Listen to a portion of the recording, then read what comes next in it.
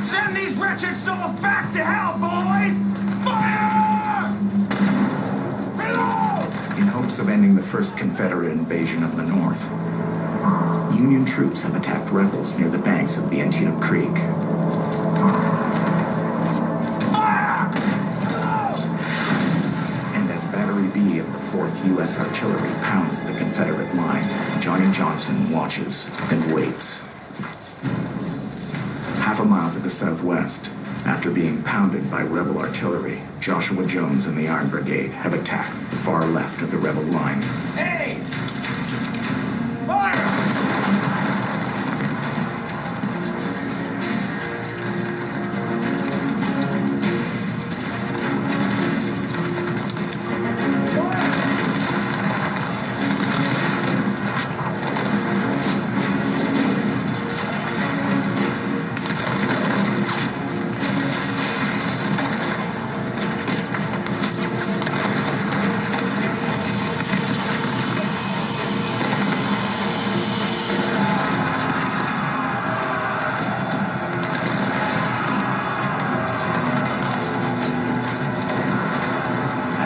Some fierce resistance.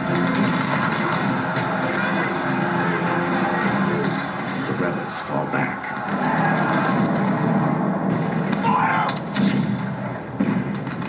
A quarter of a mile away, Union Private Johnny Johnson and a handful of other gun crews from Battery B have been ordered to a new position. They've been deployed near the edge of a cornfield that will soon go down in infamy.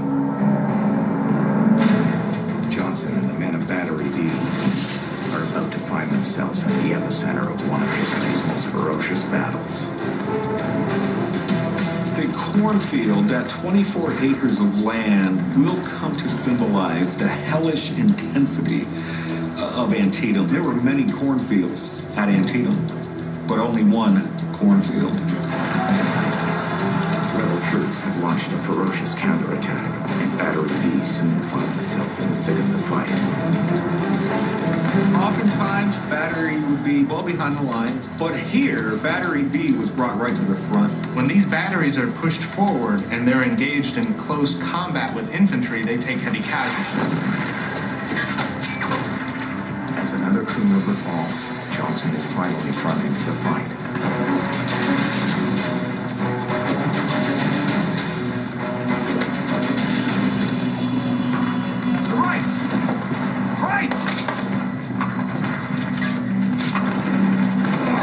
Too far. Back to the left. And fire! Get the gunpowder back to your post on the double!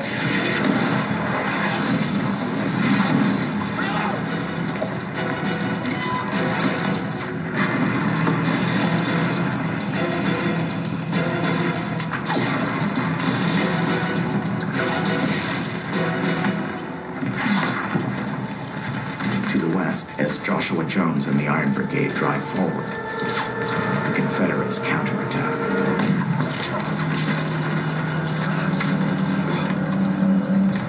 And during that fighting is when Jones was hit. The mini ball, when it strikes something, has the tendency to spread out and flatten out. And when that strikes a bone, in a leg or an ankle, it shatters it beyond repair. The only way to save the soldier's life would be to amputate the limb.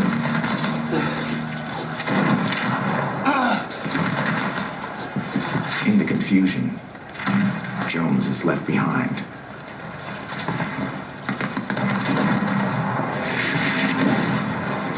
To the east, Johnny Johnson finds himself in the thick of the battle to control the cornfield. Was like a vortex that drew forces in. There's a large number of troops moving in there. The waves of battle are swaying back and forth, and initially you have lines of blue sweeping south through the corn, then falling back, and there'd be a Confederate counterattack, and they'd recede.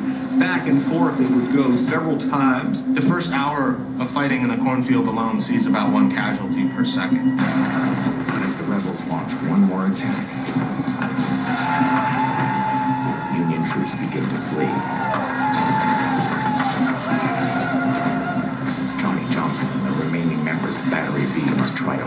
position. A rebel breakthrough here could breed panic in the Union ranks and could potentially cause the line to collapse. This fire, hit it again! Do it now! The fuse went, Sarge! It can cook off at any time! If I put my arm in there, I'll lose it! You'll lose more than that if you don't! Do it now, we all die! We could have hired a big Hollywood. Near the Antietam Creek, a ferocious fight to determine the fate of two nations rages on. Realizing a rebel victory could possibly lead to Southern independence and the death of the United States, both sides will stop at nothing to win. A rebel counterattack has scattered Union forces. Now Johnny Johnson and a handful of Union soldiers must try and hold the line. That battery is the focal point. If the Federals can hold the battery, they can break the back of the Confederate assault. And if the Confederates can capture it, they might turn the tide of the battle. Too many! We'll never hold them! Ram it again! Do it now or we all die!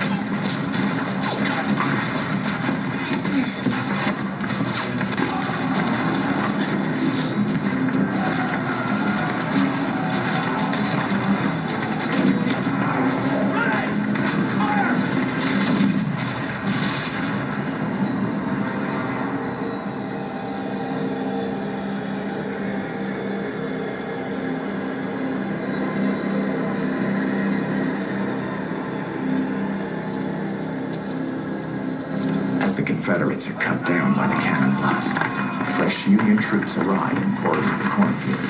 Hey, sweet. Nicely done. There were moments in the fighting where it could go either way.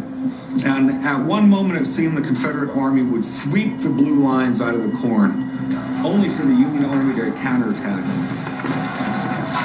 The Union attack drives the rebels back toward their own line in full retreat. It's been a bad morning for Robert E. Lee. Robert E. Lee usually doesn't have bad days on the battlefield. His forces are being pushed backwards. This is unbelievable. What's going on?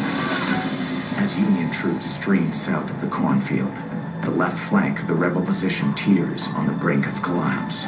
With their line hanging by a thread, the South turns to some of its toughest troops to save it, the men of the 1st Texas. Don't even think about asking me to share. I've been dreaming about this bacon for days. Despite the shells, Just keep cooking. the Texans are desperate to eat their first hot meal in 3 days. Don't worry, you'll hear him coming.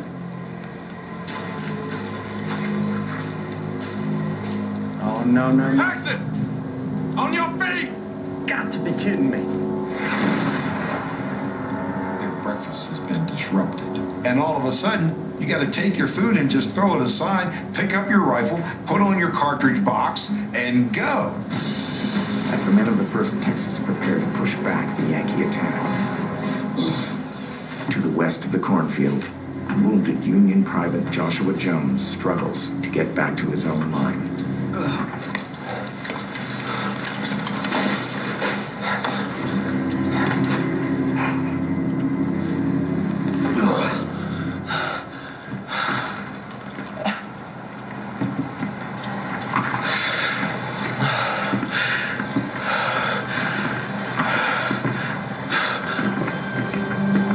If he ever wants to see his family again, Jones will need to crawl to the safety of the Union line. With his ankle shattered by a rebel musket ball, the journey seems all but impossible.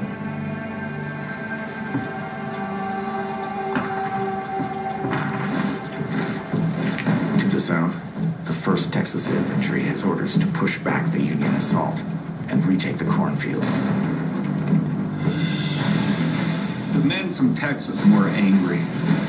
So when they went into the fight, they went in screaming. They went in yelling. They were also soldiers who realized that at that point in the battle, their presence was desperately needed as the initial Confederate lines were falling apart. Steady, man, steady! Aim for the belt! Don't stop for the wounded!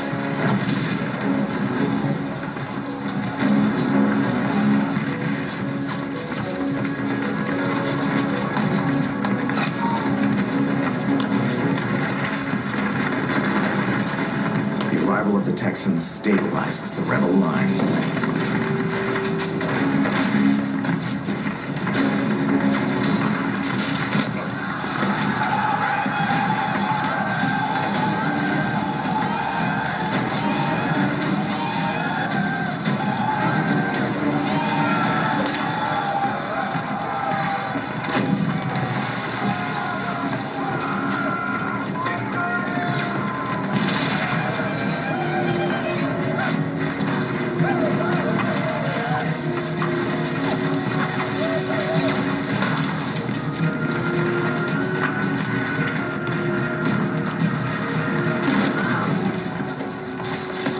It's like shooting partridge.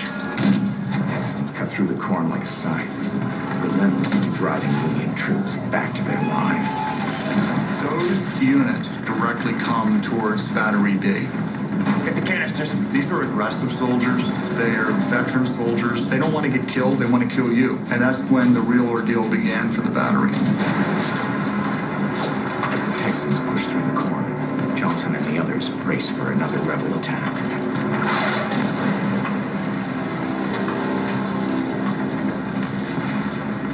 Fire.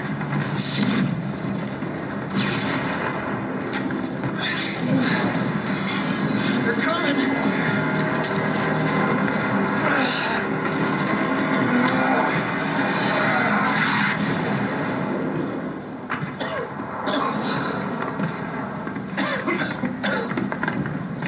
As the rebels sweep through the corn, it seems like the tide of the battle is turning. For the first time that morning, the Yankee army looked vulnerable. The Yankees seem powerless to stop the Texans' advance.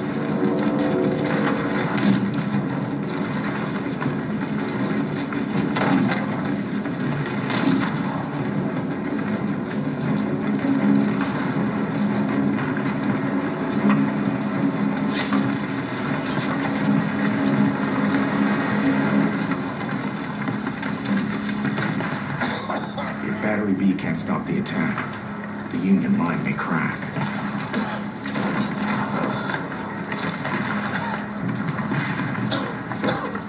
Load the cannon! Load the cannon! There's no time! Load the cannon! Do it! Go!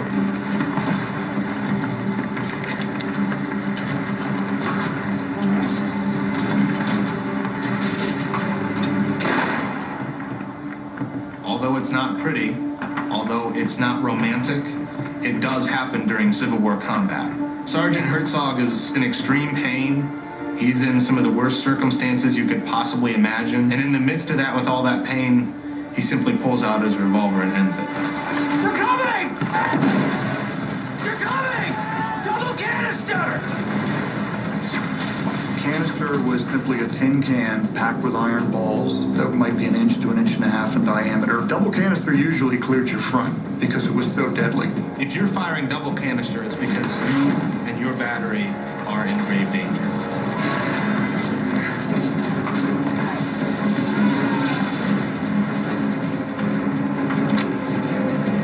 Hey! I got a lower!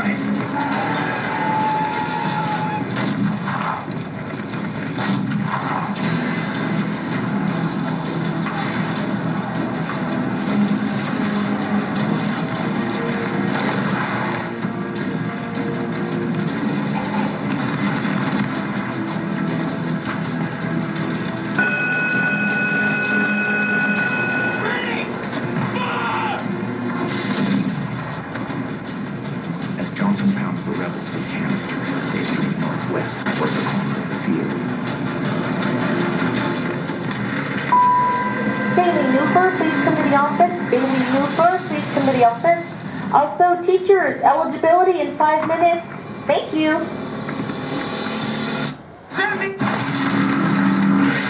One of the most important battles of the Civil War has reached a critical moment. Confederate shock troops from Texas, sent to shatter the Union line, have just been hit by a massive Yankee counterattack.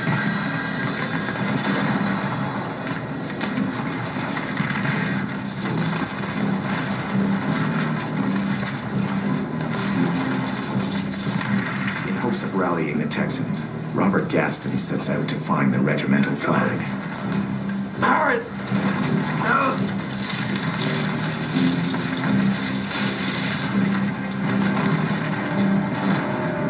In the chaos of battle, with the smoke stinging your eyes and the sound, the noise, the confusion, if you saw your flag, you knew where you were supposed to go. You can't see that flag, you're lost.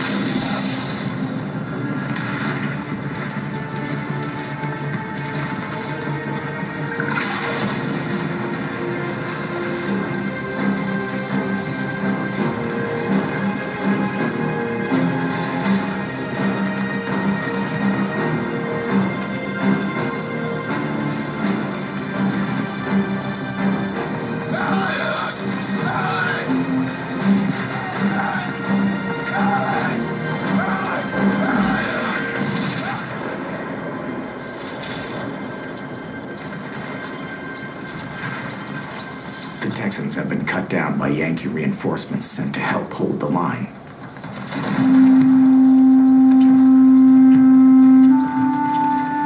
They were laying down behind the fence that bordered the northern edge of the corn, and the Texans actually couldn't see them. They blasted the Texans with a volley, then followed it up with more volleys that cut the regiment to ribbons, shot down both their flags. Once they get towards the northern end of the cornfield, they are met with a ferocious counter-assault, not only from musketry fire, but cannon fire.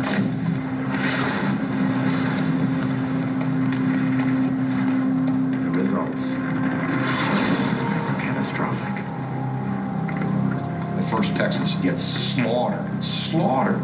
More than 80% of their men will drop. Mr. Smith, please come to the office. Mr. Smith? It was an awful disaster.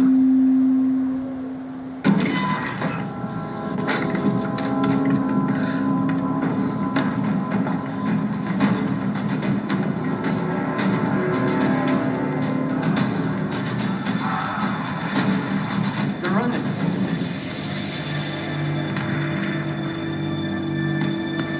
With the help of Johnny Johnson, Battery B has helped save the Union line. But they paid dearly. Battery B sustained 40% casualties. The casualties attest to the savagery, the ferocity of their role in the fight. Well, Battery B's performance, I would say the performance of the battery was extraordinary. When the brutal struggle for the cornfield finally ends, the fighting shifts to the center and right of the rebel line. As the sun sets, the rebels still hold the ground west of the Antietam Creek. But Lee's troops are in no shape to fight on. On the 18th of September, he takes his shattered army back to Virginia.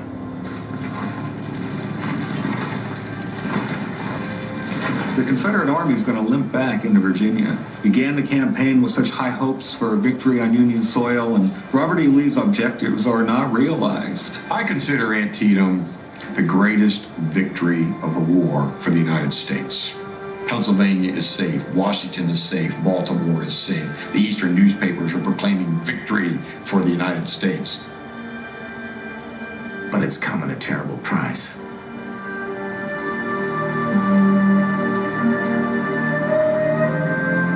Almost 4,000 killed and 17,000 wounded. Among them, Joshua Jones of the Union's Iron Brigade. Found by rebels after he was shot, he's placed in a barn with other wounded Union troops. He receives no care for 48 hours. Once you've had a day like Antietam, there's no going back to the country as it was before. Once you've had a day with over 23,000 casualties, the nation is fundamentally changed. In the wake of the battle, Lincoln publishes one of the most extraordinary documents in American history. It emboldened Lincoln to do something the president had been wanting to do since July, which was to issue the preliminary Emancipation Proclamation. And so 5 days, only 5 days after Antietam, on September the 22nd, the president issues the proclamation. This is no longer going to be a war fought to restore the Union as it once was. That Union died at Antietam. This was now a war that was going to be fought to preserve a new and better Union, one without slavery. Johnny Johnson wins the Medal of Honor for the courage he displayed in the fight for the cornfield. He survives the war. Found by Union troops following the rebel retreat, Joshua Jones finally receives medical attention. After doctors amputate his leg, the wound becomes infected. He dies almost 2 weeks after the battle. Captain William Gaston continues to serve with the Confederate Army.